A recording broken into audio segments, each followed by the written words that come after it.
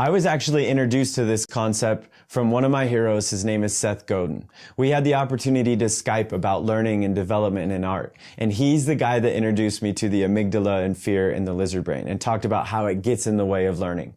If you could see me on the other side of the Skype, my eyes are this big because all the dots started to connect. This is why we zoo tiger. This is the thing that robs us of great learning every day.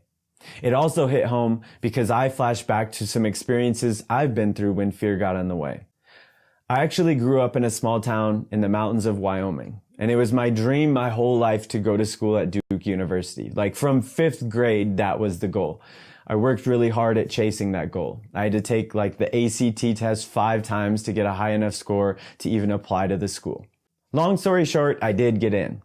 So I get out to Durham, North Carolina for my first year of college. And at the time, there was only like 2 people from the entire state of Wyoming on the campus.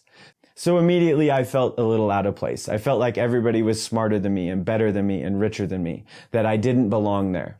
And this is no lie. During my first year of classes at my dream school, I never said a word. I never asked a question in class. I never answered a question. I didn't participate in discussion. I didn't go to office hours. And on the days that I was supposed to present in front of the class, I skipped. Why do you think I did that? Yeah, my lizard was at play.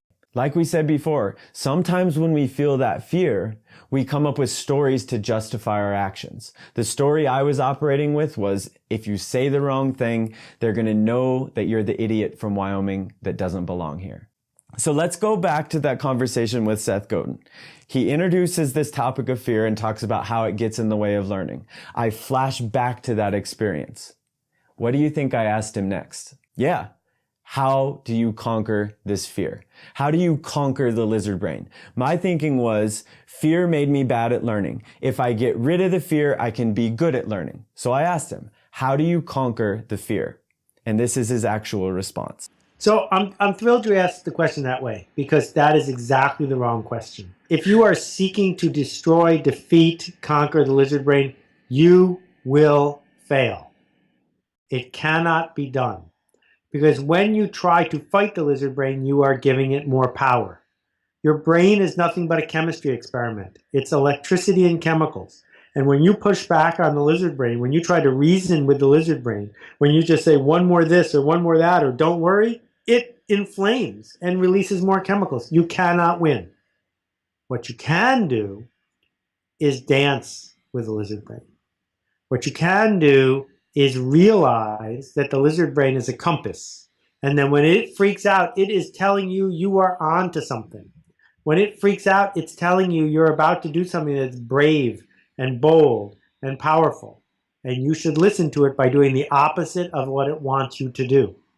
That when we listen for the lizard brain and welcome it and thank it for giving us a clue, then we can use it to our own ends. So if you talk to the great artists, what you see is they do their best work in the moments when part of their brain is telling them it will never work, they'll never amount to anything, they're a fraud, they're going to get caught, they're afraid. Those are the moments you say, yes, thank you, and do it anyway. So the goal isn't to get rid of fear. The goal is to put it in its place, to understand how to use it rather than letting it use us. This concept of dancing with fear, using it as a compass, I think is brilliant. Now, this is when it comes to learning. Of course, if our life is in danger, we should listen to fear if the bat's flying at our head. But we know when we're in a learning arena and when we're not. When it comes to learning and development, it's best to do the opposite of what fear says. And if we zoom way out, it sort of makes sense. If we know that our lizard is wired to keep us in our comfort zone or in the zoo, well, if we ever do escape our comfort zone and get out into the jungle, of course it's going to freak out.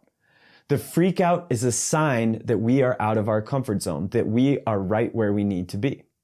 So now we're sitting here saying you need to use fear, feel fear, and let it guide you. And to be real, that's a massive jump from how we used to teach this. I used to travel around telling people to be fearless and to not be afraid. And if we're going to be real, that's how most of us talk about fear. But now that we understand where it comes from and how it works, what's wrong with that approach? What are the flaws of that